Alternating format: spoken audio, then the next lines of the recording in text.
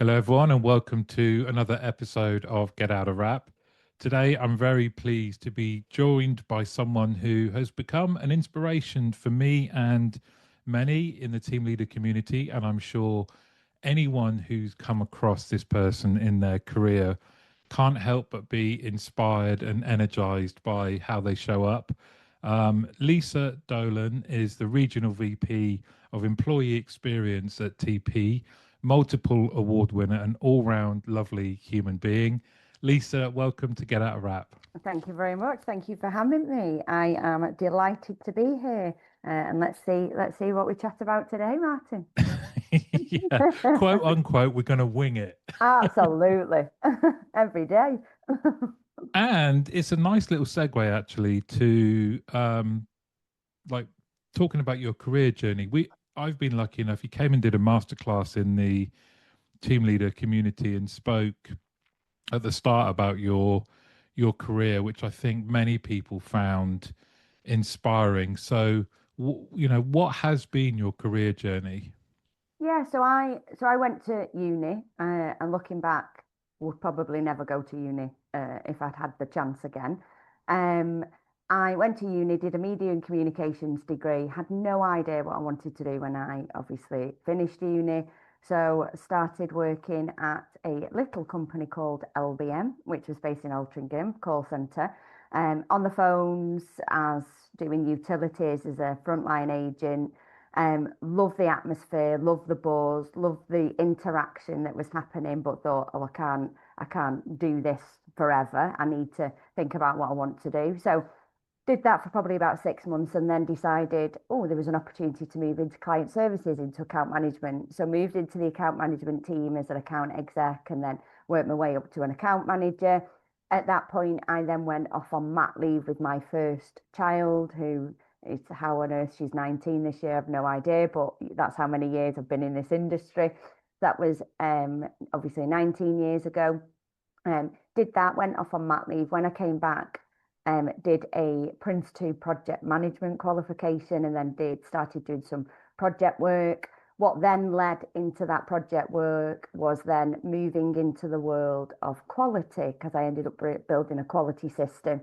So moved into the world of quality, then was given the opportunity to then head up the quality team, which was amazing. So doing all the quality assurance for all of the lines of business that at that point were across 4 sites in the UK. And then thought, right, I've been here 10 years. What do I want to do? If I don't move now, I'm never going to move. So took an opportunity working for Serco, doing quality assurance, very different role to what I'd previously been used to. And very quickly realised I missed the pace and the energy and a bit of the rigor from like the contact centre BPO industry. So then ended up basically at that point, Circo had bought a little company called TLC, the listening company. So ended up going and working back there in a client service type role. Then had my second child, who is now 15 this year. And then literally was like, right, what do I want to do? Love that. The work that we were doing there then obviously shifted over. Serco did lots of things and it shifted. So I ended up actually going back to what was then LBM, but became Convergys through the first buyout, went back into client services, worked my way up to senior account manager and loved the client service, getting in amongst understanding what people were needed, understanding what the operational teams needed. Many times client services would sit on the side, whereas actually for me, I was in amongst the team, listening to the feedback, giving it back to the client. So it was a very different role that I then played and then found a little bit of a niche in terms of the employee engagement side of stuff. I was asked to do it sort of on the corner of my desk when I was doing a bit of a product manager role and said, can you help in terms of drive engagement? We need more satisfaction. We don't understand why people are leaving. Can we get a proper understanding? So that was probably 12 years ago that I then moved into that space. And that's then when I absolutely found my niche in terms of making people smile, making a difference, finding what people needed, understanding the listening side of things in terms of sentiment, and really driving forward everything from how do you make employees feel that they've got a place that they belong, but also that they can thrive in the workplace. Moved to TP, and I've been here at TP, what is 7 years last week. So absolutely love it. Love doing all the engagement. And over the years, everything, there's more strands that are added to it. But yeah, I love it. I love, so every day, that phrase, you'll never work a day in your life if you love what you do. I absolutely love what I do. So yeah, that's me. That's my career journey. Do you think doing all of the different disciplines, and especially in, like me, I loved being in an outsourcer. You're fast paced, you've got to be creative, you never have a budget, there's always something changing. But do you think moving around all of the different disciplines worked the right way for you? Because then when it came to employee engagement, which it sounds like instinctively you just loved, but Hmm. you were well rounded and had seen all angles of the business and all of the different pressures and motivations and drivers that the employees kind of the world that in which they operated in. Yeah, a million percent. And actually, the way, so there was a guy that I used to work with back in LBM, and one of the things he said, and I remember it vividly, is look at the contact center industry as as like nursery. When you're a child and you go to nursery, you learn all your social skills, you learn how to communicate, you learn how to interact, and then you take those skills onto to primary school. And then when you're in primary school, you then enhance those skills. Look at literally the contact center industry as that nest bed of getting all of those skills. And actually starting as an agent, that gave me the appreciation of how hard that role is. And still to this day, that is the hardest role within the BPO industry. Still is and always will be, because of the ever changing ebb and flow from client needs to customer demands to everything. So going through that journey and learning little snippets as I've gone along the way definitely have helped me in terms of appreciate what a business needs to do for its employees. Because if you look after your business, i.e., look after your employees, they'll look after the business, the profit, and everything for you. Your employees are your biggest asset, and I absolutely live by that. And yeah, that journey has taught me that your career will be like this. Never expect it to be linear, because it never will, and you'll be severely disappointed if it is, if you think it will be. Actually, those peaks and troughs are what makes you more resilient, stronger, and actually experiencing other things in an organization and going for the next opportunity, maybe a sideways room, maybe a role that's a level down from where you are, but you're going to gain the skills. 1,000,000%. I encourage everybody to do it. Everybody. I think as well, especially if you're curious in all of these different positions and adventures, and that you're taking all of this on. Because am I right in thinking when you started doing employee engagement, I mean now it it's common, not common, but you're surprised when centers don't have someone leading Yeah. employee engagement. But I imagine when you started that wasn't the case. No, not at all. So it was very much, we need to just try and find out how people feel. And I have no idea how you're going to do it. And I remember conversations with many people going, what is it that we're trying to do? And it's like, we need to listen to our people to understand what they need to thrive at work, to make a difference in the workplace. If they're happy, they're going to perform better for you. And you could see it always in certain team leaders and certain populations where their teams were always the highest performing teams, but they were the ones that were absolutely bonkers in terms of standing on tables, shouting. It made me chuckle this morning when I was getting ready to come onto this in terms of get out of rap. I said to my husband, I remember managers being stood on tables shouting, "Get out of rap!" Literally, and I vividly remember it. It was like Wolf of Wall Street at points where literally it was carnage. But those were the team leaders and those were the managers that I vividly remember that were so caring, so empathetic, so engaging, and brought their team on a journey with them. And that's why they and their teams were successful. But yeah, definitely when I started doing it, it wasn't that it was a a job description. It was just something somebody would do on the corner of the desk as part of their existing role to just help. Whereas now, excuse me, it very much is role that, do you know what people do? People go into organizations, and it's not just within our industry, it's any industry. People do it. You hear people called happiness officers and various other quirky names, which is amazing. Just the fact that people, there's a dedicated team in organizations to listen to employees and to make a difference is really key. It's important that you've got the buy-in though from the exec team and the senior leaders, because some of the ideas within this realm that you have are so off the wall. But as long as your senior leaders trust you to do it, that it's going to make a difference and that you can measure that impact, which we can, and we do that, then it's a win-win for everybody then. But yeah, very much it was a rarity. Well, you mentioned a word there twice, and that is listen. So, to what extent is that really important whenever you're looking at employee engagement and understanding where your operational teams are? So critical.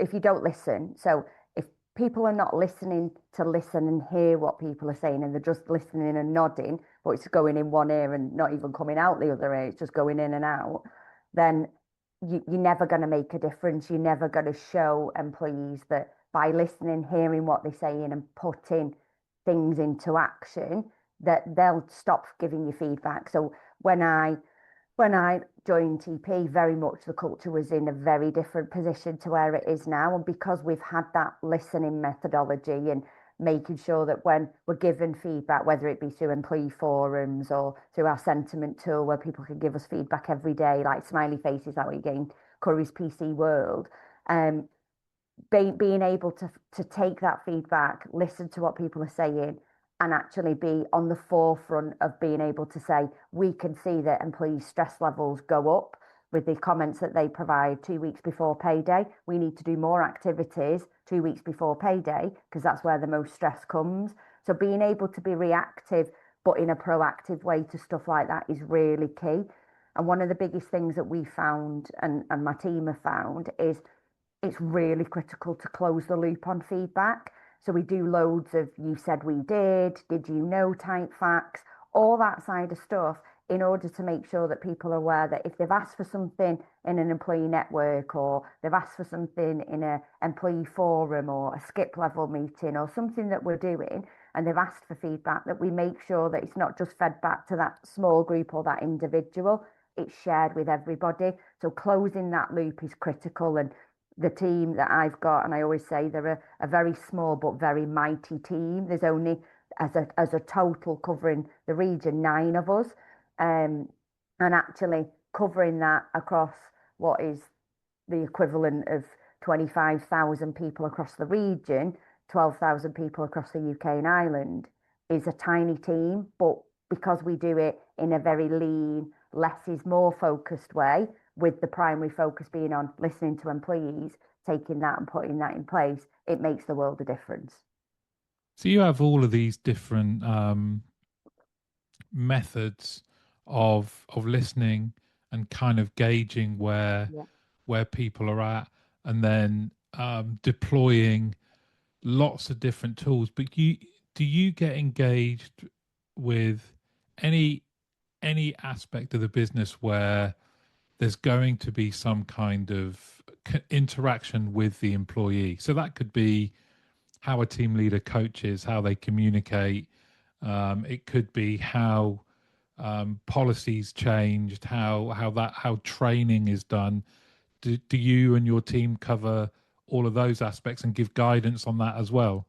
So absolutely. So within my team, so it's not just what some individuals in the organization have called, oh, well, it's the fluffy stuff. And it's like the fluffy stuff is what actually gets delivery. Yes, I understand performance training, all of that stuff, but actually treat people with respect, kindness, empathy, and make them feel that they belong. They'll deliver more for you. So the fluffy stuff is the stuff that matters.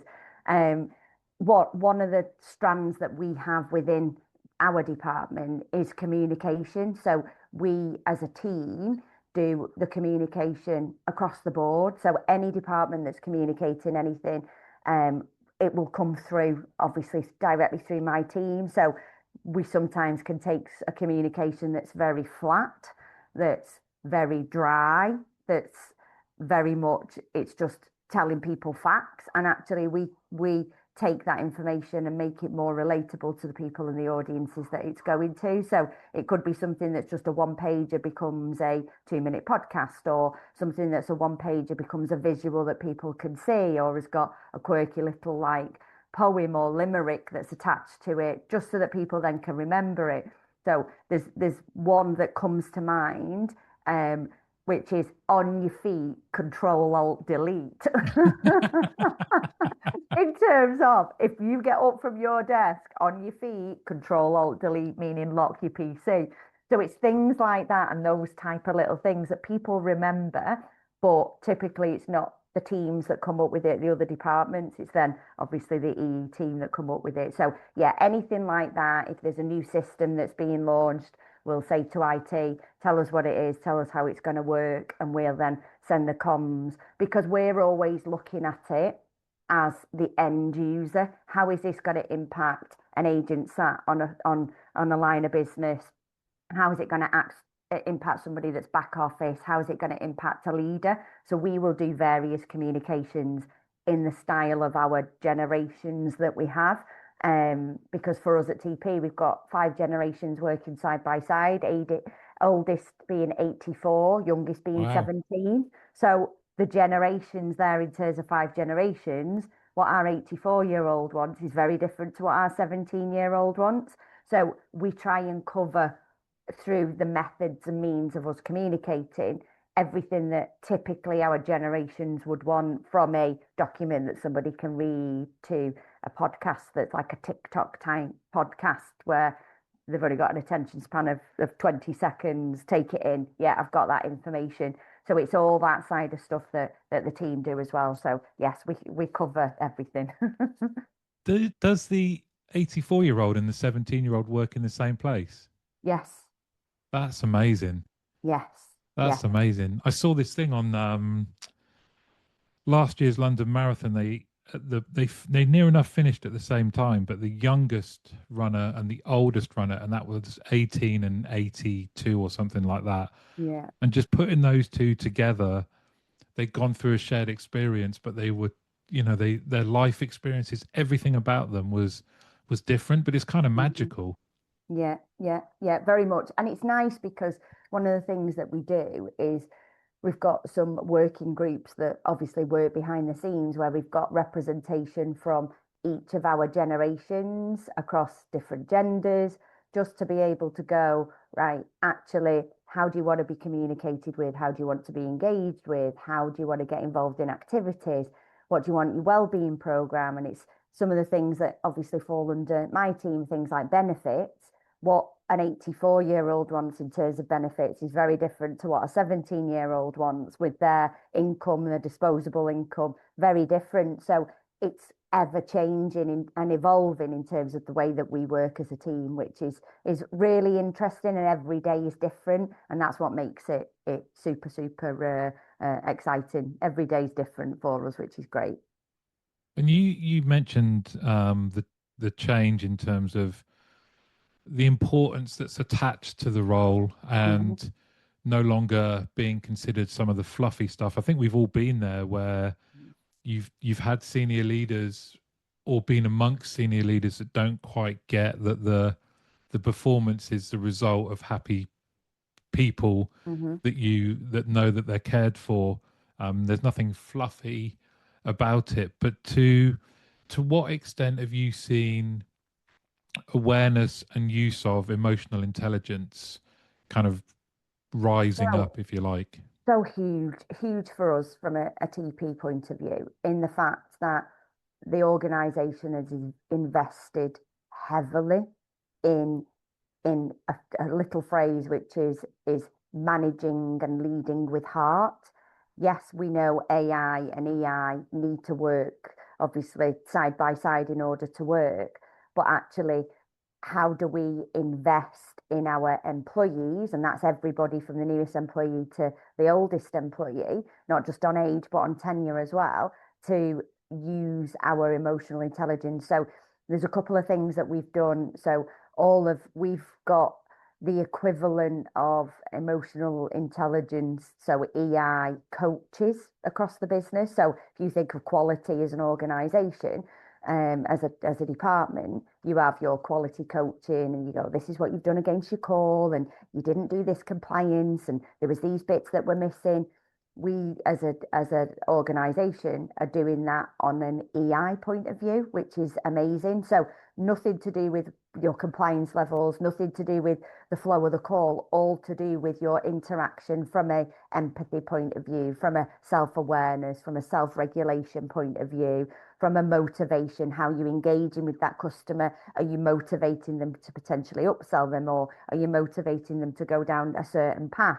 So very much leading with that heart, leading with the emotional intelligence. We've also invested heavily in, we've partnered with 6 Seconds, which do brain profiles, which is so interesting to be able to then map out all the leaders in the business. And we did this last March where we mapped out all the leaders to go, what type of profile? And it was like, I understand why you're like that now. Or, oh my goodness, I didn't realize that you were that brain profile. I thought you were something different. So it's being able to use all of those, what people deem as soft skills. Sometimes people think soft skills, yeah, well, you can teach soft skills, you can teach emotional intelligence. It's embedded in you. You've got to then build on that in order to bring it out on individuals. So the business has done so much around emotional intelligence, but I think where we've had a big shift as well is we do Great Place to Work every year. Within the UK, we've been doing it for the last what will be 7 years.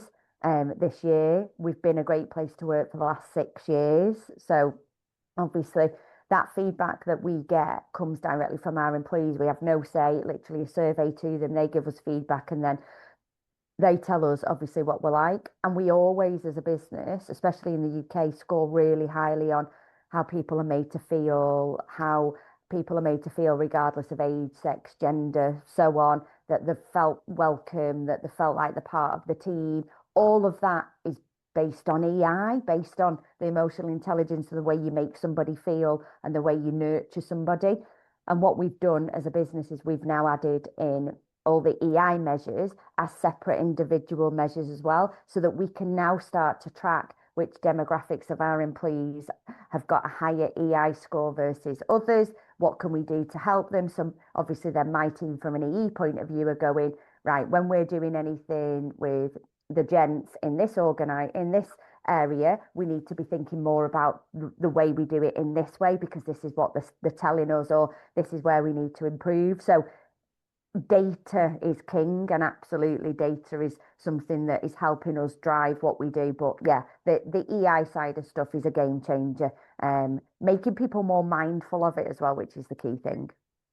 You must be very proud and proud of your team, just the breadth of that kind of work and all that you're doing across something that is going to have a positive impact on thousands and thousands and thousands of people. You know, it's kind of one of the messages that I've always tried to get across is contact centers are, you know, you mentioned university right at the start. I always think like a contact center, you can learn so much and develop so much. You might not necessarily stay in the industry, Hmm. but you're going to learn so much about life, about business, about customers, about technology, about everything. And Hmm. that's going to like forearm you for the rest of your life. So you Hmm. you must be very proud, because I imagine you've had a hand in all of this, because it wasn't, you've just kind of inherited a lot of this stuff. It's you're there to build all of that and to see it impact, what did you say, 25,000 people? Across our region, yeah, yeah, yeah. So our region, which is UK, Ireland, South Africa, Kenya, Nigeria, and Ghana. So really like sporadic region. But yes, the region is very much. come along so much and has grown so much over the course of the last couple of years that actually when I say grown, I don't just mean in headcount, I mean Mm, in everything, in emotional intelligence, in the way they do engagement, the way they give back to communities, the stuff that they do, obviously for their employee networks. And all of this stuff didn't happen overnight. It's all literally mm, been a gradual build, build, build. Because when I joined TP 7 years ago, very much the engagement side of things was very flat. And I always say this, I'll come in and sprinkle my fairy dust and make the magic happen. And that's very much what the team have done. So we've grown a team, we've built a team, we've led by example in terms of share some shout outs every single week with your team, set the precedence in terms of what it is that you want to, what leader you want to be remembered about being. So what type of leader do you want to be, and set that. And it's funny because there's people that I work with that I've worked with for the last 7 years that when I joined were like, oh God, here she is. She's going to come and try and make us get involved in stuff now. And actually they're now the EE team's biggest cheerleaders. And it's nice to see that shift because they can see the difference that if you've got a happy team, they're going to perform actually makes to the organization. And that's very much one of the reasons why I think our region is so successful is that people look after people and people support and champion people, and that makes a massive difference to an organization. with a region covering such kind of very different countries, to what extent do you share that kind of, from a cultural point of view? Cultural intelligence is now, as important, I guess, as emotional intelligence. Do you get to learn from each other and share? How's that been? Yeah, so what's really interesting is exactly that in terms of what you said is every single one of our countries, even the UK to Ireland, so different in terms of their needs and what they want from an engagement point of view, from a communication point of view, everything, the cultures, the values, the way that obviously everything works on a day-to-day basis. What we have found as a team is understanding where we have common ground, and that was always our starting point, and then really immersing ourselves in those countries to understand, right, let's get local people on site in order to be part of the EE team that drive their local engagement. Let's all then come together to share best practice. And what's really lovely is being able to see some of the things that have happened across some of our countries that then have we've gone, well, this is an amazing idea. Why wouldn't we do this elsewhere? Which is then we've shared that best practice and done that in some of our other locations.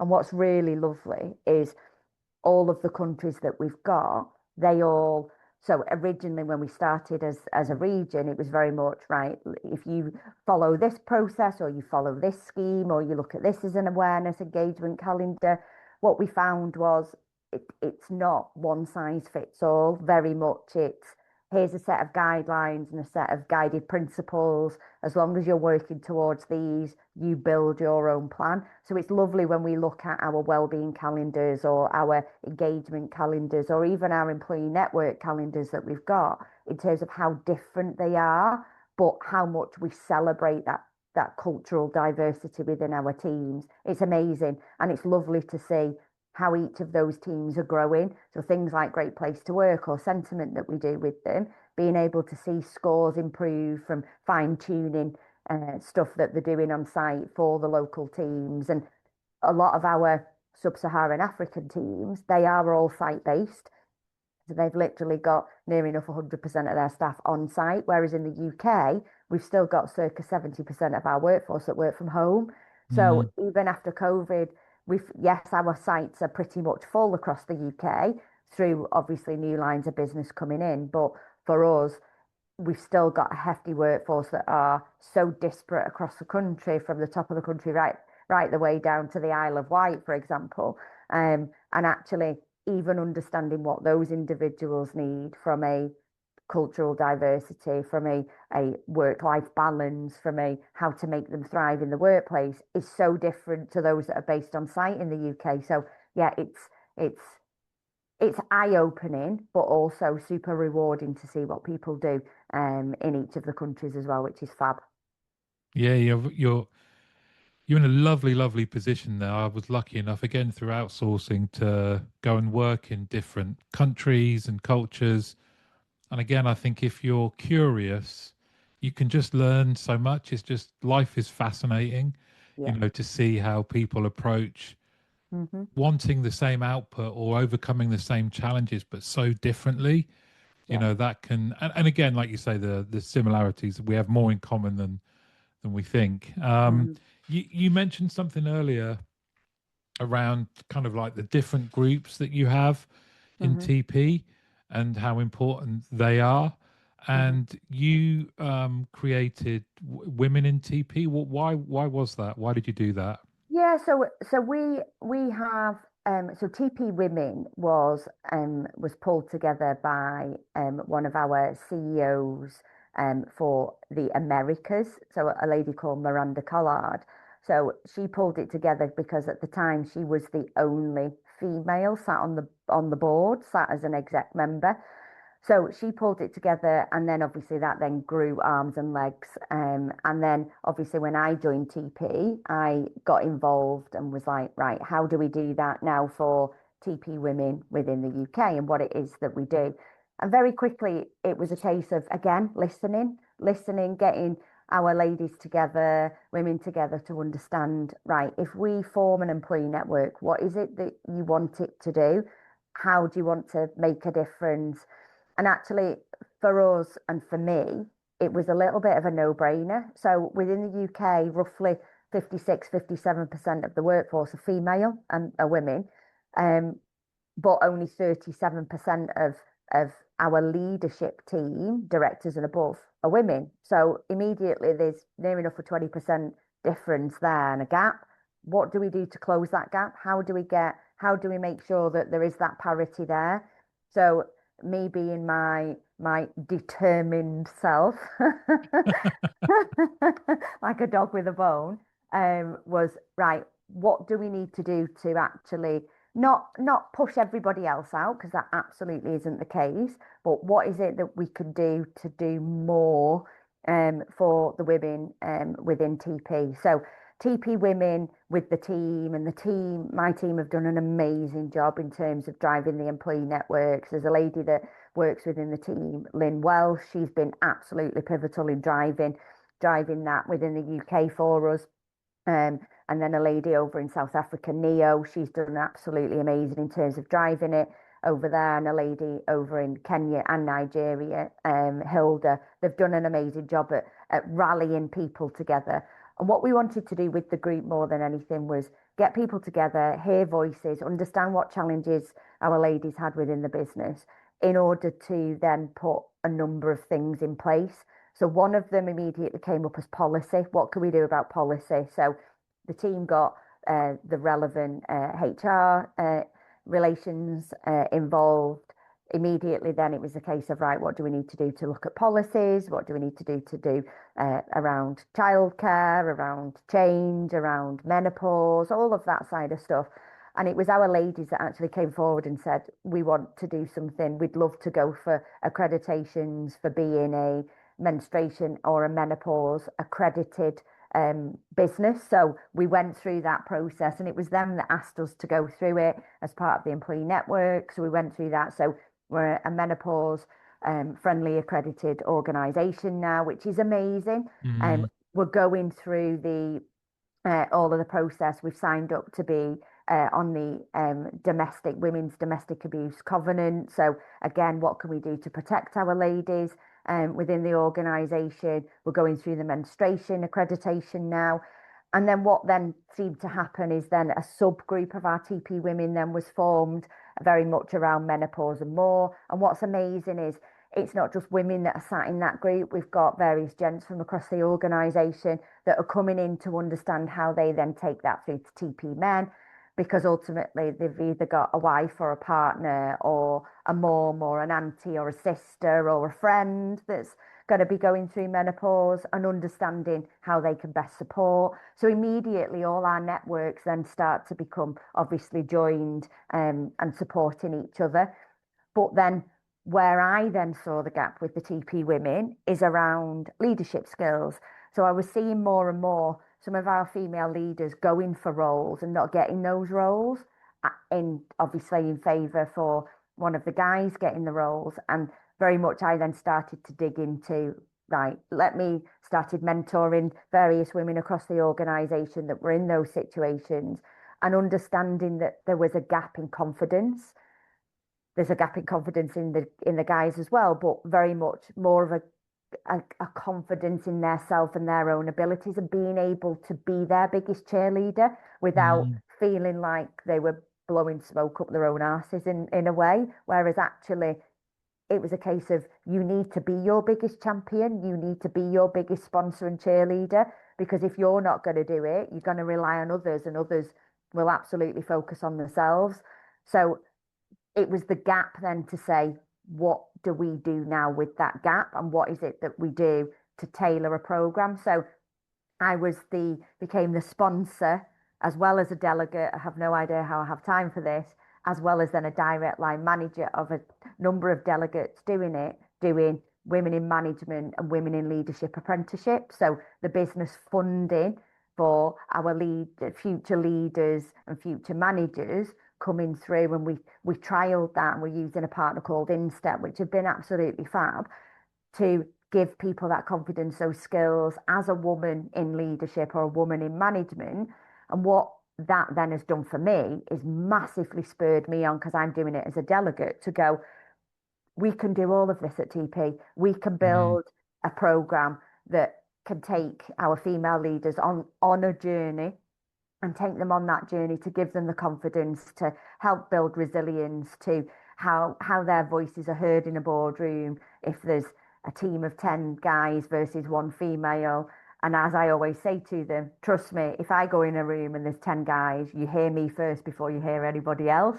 And it's not me being trying to be a woman in a man's world in the 80s way of yeah. doing things. It's very much my emotional intelligence element will immediately shine through, breaking down barriers, breaking down those defenses to be human.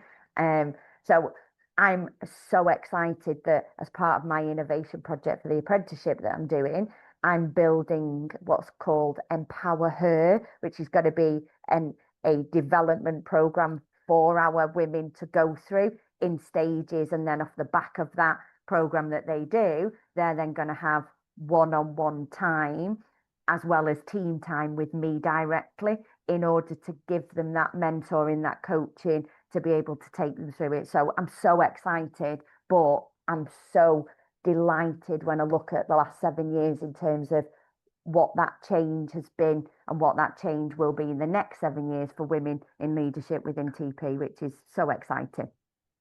Oh, I think it's great. I mean, more power to you. It's always been a passion project of mine. Trying to understand allyship, and Mm-hmm. I've worked, trying to be positively disruptive, I'd say, because I was part of a senior leadership team where I shared with the group, not necessarily to make them uncomfortable, but to try and engender some action, because I shared that, at that point, there were more people called John in the Mm-hmm. senior leadership team than there were women. Yeah, yeah. And, what, again, like you, I would say most of my career, I've worked within teams where there's more women than men, Mm-hmm. but I've had less women leaders. Mm-hmm. Um, Actually, my kind of mentor and the people that have really helped shape my career and what I do have been the women that I worked for. But a lot of the time, and it's so nice to hear the actual practical things that you're doing, because a Mm-hmm. lot of the time, I think even in that group that I shared where I positively disturbed them, there was genuine willingness and desire to do something, but just no idea what to do. Hmm. So to hear the practical steps that you're doing, I think that is, because one of my men of quality don't fear equality. Yeah. So it's not something to fear. And there's so Yeah. many studies that have been done that have shown definite, equitable companies outperform those that are not that way. So there's so many, even beyond just a human level, there's so many reasons that you should be doing it. But it Yeah. seems like you've done absolutely loads, which I think is Yeah. amazing. Yeah. When you look ahead and think about employee engagement, emotional intelligence, you mentioned AI earlier, kind of AI and EI work. It's AIEIO. Like, there's got to be some sort of phrase in there for that. Absolutely. You're very creative that way, but when you think ahead, um, is it something that excites you? What do you think we should be mindful of when we're looking at the future for employee engagement in our industry? Oh, do you know what? Really good question, and probably one that I've not thought about enough. Um, so the world of the world of AI and like Gen AI for me and my team has been a game changer, and I mean like a game changer. Thinking, having a blank piece of paper and you're thinking about how you're going to word a communication, gone are those days. You've got, I've got so many creative minds within my team that they literally get that down. So I laugh and joke, but I call my co-pilot Connie. So she goes by the name of Connie. We've got a few people that call it Colin and and Vera and various different names. But what I've tried to do with my team, and I absolutely encourage anybody to do with any engagement team that they've got, is we do more lunch and learns than we ever have done. So the team came to me a couple of years ago and said, it'd be great for you to share some of the skills you've got or some of the skills the teams have got, just to be able to make sure we're doing that best practice. And because I have been absolutely on it with the world of Copilot and just seeing how we can use it to basically free up time from stuff that's mundane tasks, stuff that's a repetitive task, to then spend with more human touch and more human conversations, actually has been amazing. So when I first started using Copilot, very much one of the things that I found was do some of that automation. I saved 40 hours a week, and people went, well, how many hours do you work? I went, 40 hours a week. But all of the stuff that I never got the chance to get to, I now get the opportunity to do that. So I would never have had the chance to do this apprenticeship before because I would never have had the time. I'd never have the chance to get involved and build programs because I just would never have the time. Whereas all of that automation has allowed me and also my team to do it. And it's funny because some of the lunch and learns that we've been doing, it's how to create this or how to create that. So making through taking 30 minutes a week to be able to do that with the team has then given them the skills to be more productive. So again, the focus is less is more. And one of the girls that works for me, she has a phrase, pause before panic. So as soon as everybody goes, I've got too much to do, she goes, pause before you panic. Let's have a think, take a moment. And it's funny because that pause before panic side of things is very much now led by our AI friends, because all of that repetitive stuff is automated, which means the human interaction stuff, the stuff like engaging employee forums, all of that stuff has just gone to the top. So the Mm, listening side has become more important than ever, because we can now take something as an idea and a concept and use the world of AI to go, what is it that people have done before? Analyzing data. Seriously, it's a game changer. Taking 20,000 great place to work comments, which is what we got last year, and actually analyzing them used to take us weeks to do it. Now it takes us minutes, and then we sanity check and we go through it because we can now see what the trends are. We can get the information obviously immediately. So the way I see engagement in the future is very much data driven. You've always got to prove your investment and your return on investment. What's the impact? But it's easier to measure that impact now with the world of AI because you can use it obviously to your advantage. But I'm excited from a TP point of view to see where myself and the team take this forward, how we make it more personalized, and that's going to be my priority over the course of the next couple of years. How do we personalize experiences for people based on everything from their onboarding through to their day to day,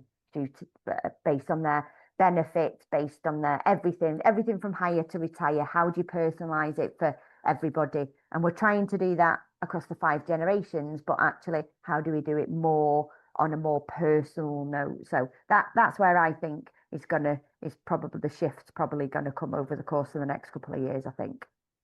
I think you're in a wonderful, wonderful position, and I think it's exciting. Like you say, Mm. I think in this age of AI assistance and taking away so many tasks and giving us more time, for me, it highlights the importance of human relationships.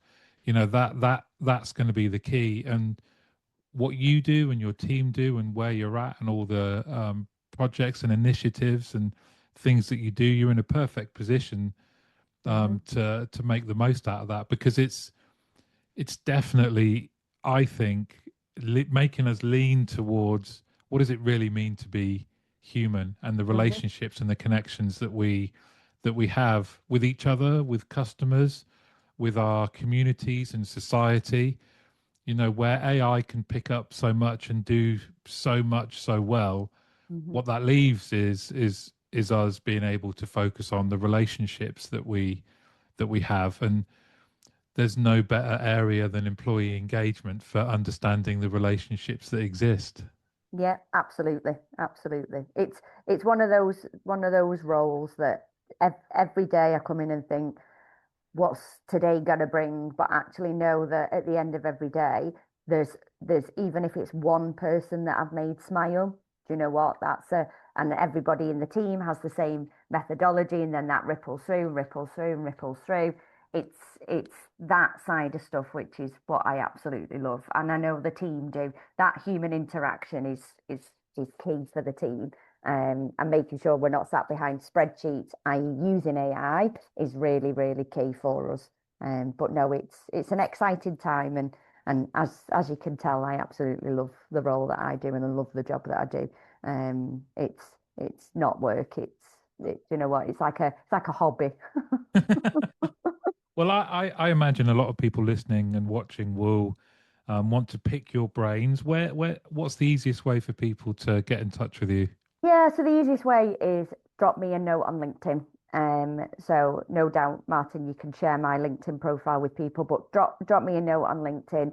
I I use LinkedIn very much as a platform to be able to communicate in terms of not just what TP are doing, but also what I'm hugely passionate about as well, which is again people, and a very simple phrase that we live by in this house and grew up with was, if you can choose to be anything in life, choose to be good, nice, and kind, first and foremost to yourself, and then to those that you interact with every day. If you live by that motto, and I instill it in the kids and they roll their eyes constantly at me, but actually, if you instill that motto, it's a good thing. But yeah, you'll see all of that on LinkedIn, but definitely LinkedIn is the easiest place to engage, and more than happy to have conversations with people if they want to pick my brains. That happens on a regular basis, but absolutely more than happy to share thoughts and ideas and wacky ideas, however people want. Well, Lisa, thank you so much for coming on. I'd love to do a part two because we can Million prob- percent. probably keep going. But Lisa Dolan, thank you so much for coming on Get Out Rap. Thank you. Thank you, Martin.